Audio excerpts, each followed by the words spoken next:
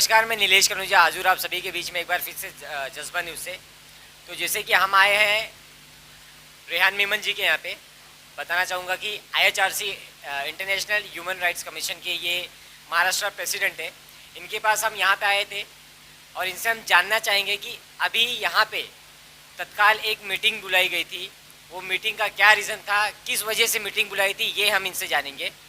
तो रेहान भाई, जो अभी एक आपने जो इमरजेंसी मीटिंग, जिसे मैं तत्काल मीटिंग बोलूँगा, वो बुलाए आप, काफ़ी लोगों को आपने कुछ सर्टिफिकेट्स भी दिए, उनसे बातचीत की। तो ये जो मीटिंग हुआ है इसके बारे में बताइए कि इतना इमरजेंसी मीटिंग आपने क्यों रखा? असल में ये इमरजेंसी मीटिंग रखने की वजह ये थी कि कुछ हमारे मेंबर्स यहाँ पर थाने ज़िले से, नवी मुंबई से और मुंबई के कुछ लोग यहाँ पर आए थे या कुछ समस्या लेकर कि मतलब ये मसले, मतलब जो हमारे IHRC जो इंटरनेशनल ह्यूमन राइट्स कमीशन कि किस तरीके से काम करता है, और जब उनके पास में कंप्लेंट्स आती है तो IHRC अपने लेवल के ऊपर में महाराष्ट्र के गवर्नमेंट से इससे उससे मदद लेकर उसके केस को सॉल्व करती है और उसकी एक साथ देकर उनका जो भी मसला है वो सॉल्व करने की कोशिश करती है और करती है। यहाँ पर आज जो मीटिंग बिठाई गई थी, कुछ एक दो तीन अहम मसले के ऊपर में एक मीटिंग रखी गई थी अर्जेंट में। कुछ लोग के अपॉइंटमेंट्स लेटर भी देना था, तो उनको उनको अपॉइंट करके उनको पोस्ट देकर उनको एक वो भी फॉर्मेलिटीज हो गई। और मुमरा के अंदर में ऐसा है कि मुमरा को लेकर एक केस आया है कि मुमरा के अंदर नशे का कारोबार बहुत ज़ोरों शोरों में चल रहा है। अब वहाँ पर 4 से 5 बार कंप्लेंट आ चुकी है इस बारे में कि वहाँ माफ़ी चाहूँगा, देखो रेहान भाई, मैं आपको इंटरप्ट कर रहा हूँ। जैसे कि आपने मुमरा का जो मुद्दा उठाया है, तो मैं ये सवाल आपसे मैं करने भी जा रहा था कि मुमरा में अगर आप देखेंगे तो जितने युवा लोग हैं, जितने स्टूडेंट्स अगर मैं बोलूँगा, जितने यंग एज के जो लोग हैं, वो नशे में एकदम पूरे जो नशे का जो माहौल है पूरा मुमरा के अंदर फैल चुका है। आप देखेंगे तो डेली के डेली वहाँ पे जो है नशा बढ़ते ही जा रहा है, वहाँ कम नहीं हो रहा है। तो अगर IHRC अगर मुमरा में आती है तो क्या तब्दीली हम देखेंगे मुमरा के अंदर नशे के खिलाफ? देखो, ये जो नशे के सामान जो वहाँ पर जो कारोबार हो रहा है, कोई छोटे पैमाने पे नहीं हो रहा है, ये बहुत बड़े पैमाने पे हो रहा है। तुम पकड़ के किसको पकड़ोगे? आप क्या मेडिकल जनरल स्टोर को करोगे, या रीसेलर है या वहाँ पर कोई खड़े रहेगा बेचता उसको पकड़ोगे? ये बहुत हाई लेवल के ऊपर में इनका डील होता है, हाई लेवल के ऊपर इनका बिक्री होता है, इनका कारोबार बहुत ही ऊंचे लेवल के ऊपर में। ये लोग जैसे कि हम सुनते थे आज से 15 से 20 साल पहले कि इसकी स्मगलिंग वगैरह हुआ करती थी, ड्रग्स बेचा जाता था, चरस बेचा जाता था, उसी तरह से आज मुमरा के अंदर ये हो रहा है। और वहाँ पर सबसे पहला है कि वहाँ पर जो कानून है, जो हमारे वहाँ पे प्रशासन है, डिपार्टमेंट है, वो इसकी आज़ादी क्यों देता है? डिपार्टमेंट पकड़ता है, पकड़ने के बाद में उसको NDPS में डाला जाता है, उसके बाद NDPS लगाया जाता है, या कोई नशा करते वक्त कोई बंदा पकड़े जाता है तो उसको 3 दिन का NDPS डाल देंगे, 11 दिन का डाल देंगे, उसके बाद में भी कोई पीता है तो बिकता है। तो पुलिस करती क्या है? चलिए, आपने बात का जो है नशे के खिलाफ, अभी मैं आप बात करूँगा मुमरा की। तो इलीगल कंस्ट्रक्शन, अवैध निर्माण जिसे हम बोलते हैं, वो भी काफ़ी फैल रहा है अभी। अगर आप देखेंगे, ये कोरोना के 3 महीनों में ये काम बंद था, लेकिन जैसे ही लॉकडाउन का थोड़ा सा पीरियड ये चालू हुआ है तो इलीगल कंस्ट्रक्शन जो है मुमरा में वापस से वो अपने ज़ोरों पे आ गया है, वापस से इलीगल कंस्ट्रक्शन बनना चालू हो गया है। तो इलीगल कंस्ट्रक्शन, अवैध निर्माण के खिलाफ आप क्या स्ट्रिक्ट कदम उठाएंगे मुमरा के अंदर? देखो, अगर वहाँ पे इलीगल अगर कंस्ट्रक्शन होता है तो उसके वास्ते जिम्मेदार मैं 3 जन को मानता हूँ। सबसे पहला वहाँ की पब्लिक जो उसमें साथ देती है, उनको कंस्ट्रक्शन करने जो देती है। दूसरी, वहाँ पर एक कॉरपोरेशन जो थाना महानगर पालिका। तीसरा, वहाँ के जो लीडर्स है, वो MLA हो, कॉरपोरेटर्स हो, चाहे वो MP हो, या वहाँ का कोई गाइडेंस मिनिस्टर हो, ये लोग दोषी है।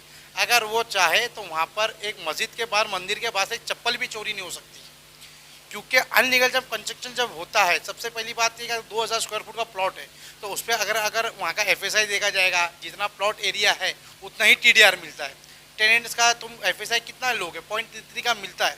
तो इतना मेरे हिसाब से 2000 स्क्वायर फुट के ऊपर में वो 4500 के ऊपर वो कंस्ट्रक्शन कर ही नहीं सकता कारपेट पे। 7-7 8-8 माला मैं देखता हूँ वहाँ पर, तो वहाँ पर इनको परमिशन देता कौन है? थाना महानगर पालिका।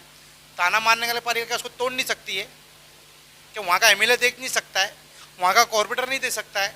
अरे वहाँ की पब्लिक चाहे तो वहाँ पे 1 इंच दीवार ऊंची नहीं बन सकती, यहाँ तो 70-80 फुट बिल्डिंगें बन जाती है वहाँ पर।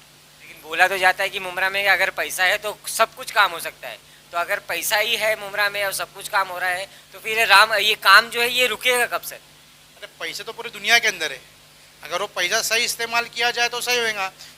पैसे को ले दे के मैनेज होता रहेगा तो बिल्डिंग तो बनती ही जाएंगी, उसको रोकने वाला कौन है? पब्लिक के अंदर अगर हिम्मत है तो पब्लिक उसके बारे में एलिगेशन करे, हमारे को नोटिस दे, हम लोग करेंगे।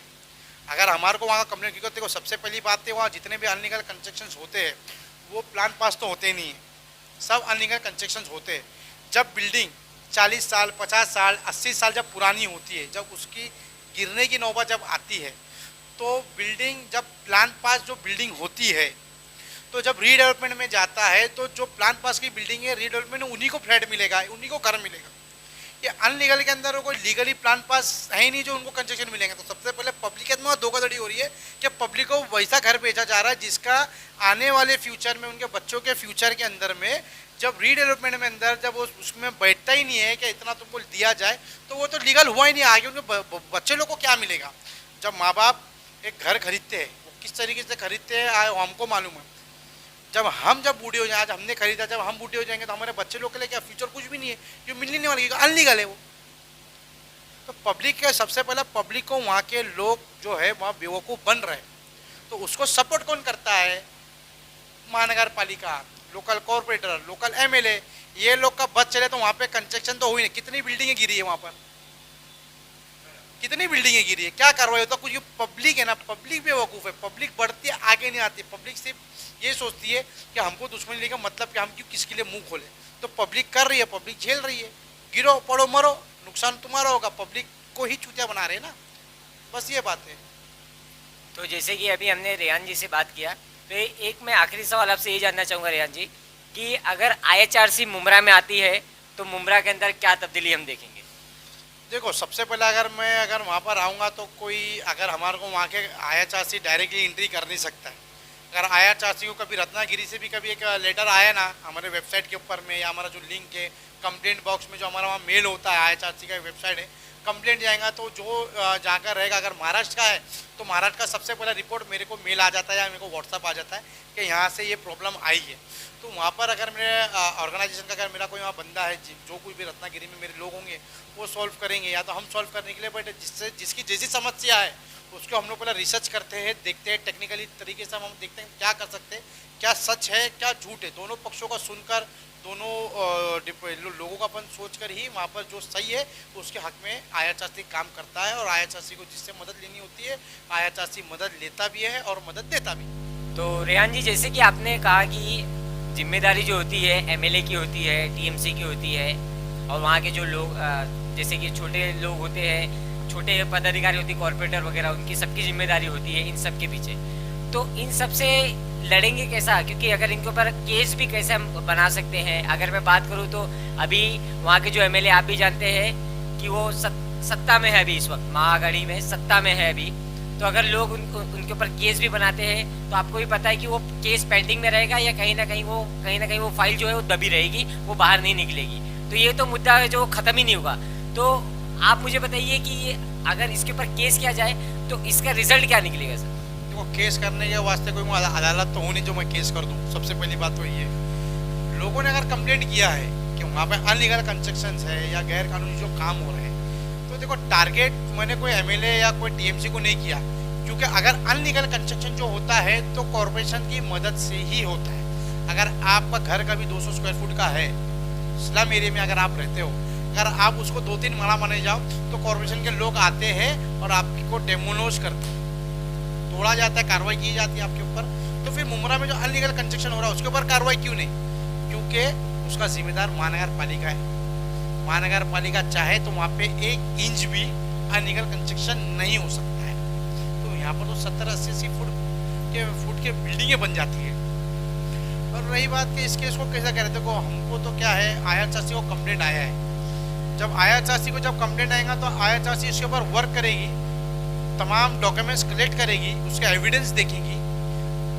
एविडेंस देखने के बाद में एक सर्च करेगी अपने लेवल के ऊपर, जिस तरीके से वो IHRC के स्टाइल में जो अपना IHRC काम करता है वो लेके डायरेक्ट हम लोग इंटरनेशनल कोड जो यूनो कोड के अंदर हम अप्लाई कर देंगे। हमारे जनरल सेक्रेटरी जो है मिस्टर एम्बेसडर एनुल हुसैन, वो यूनो कोड के अंदर मेंबर है। हम सारा ब्रीफ बनाकर सारा डॉक्यूमेंट करके आप उनको फाइल दे देंगे, वो यूनो कोड के अंदर केस अप्लाई हो जाएगा। आप यूनो कोड जाने और फिर हमारे इंडिया का सुप्रीम कोर्ट ऑफ कोर्ट जाने, कोर्ट टू कोर्ट चलते रहेंगे। हमको क्या, हमको तो पब्लिक ने जिस काम के लिए हमको सोचा कि भाई हमारी मदद कर सकते हैं, मदद करने के लिए, एक पब्लिक का सही उनको न्याय दिलाने के लिए, उनका राइट दिलाने के लिए ही ये मानव अधिकारी है। तो ये हमारा मानव अधिकारी मतलब ये वो जैसा मानव अधिकारी ऑर्गेनाइजेशन फाउंडेशन नहीं है, ये इंटरनेशनल ह्यूमन राइट्स कमीशन, अंतर्राष्ट्रीय मानव अधिकारी आयोग है। तो ये आयोग चाहे तो बहुत कुछ कर सकता है। तो रही बात के मुमरा के लोगों की, ये मुमरा क्या, मैं तो पूरे महाराष्ट्र की बात करता हूँ। पूरे महाराष्ट्र भर के अंदर अगर कहीं से भी अगर कभी इस बारे में कंप्लेंट आएगी तो उसके बारे में लीगल एक्शन लिया जाएगा। उसमें अगर कोई एमएलए सपोर्ट करे, एमपी सपोर्ट करे, मंत्री सपोर्ट करे या ना करे, हमको कोई गवर्नमेंट से लेना देना, हम लोग गवर्नमेंट के डिपार्टमेंट में काम नहीं करते जो गवर्नमेंट के रूल्स और रेगुलेशंस के ऊपर में किसी दब के चलना पड़ेगा। हमको किसी दबने की ज़रूरत नहीं है। जो हमको काम करना है हमारे तरीके, हमारे स्टाइल में हम काम करते रहेंगे। जो गलत है वो गलत है। यूनो कोड में हम लोग ये अगर ये जो इतना बड़ा मुद्दा है कि वहाँ पे सब तो पब्लिक को ठगा जा रहा है, बिल्डर्स वहाँ पे पब्लिक को ठगे जा रही है, तो क्या कॉर्पोरेशन क्या वहाँ क्या कर रही है? क्या देख नहीं सकती कॉर्पोरेशन वहाँ पे क्या हो रहा है? वहाँ का एमएलए नहीं दे सकता है क्या?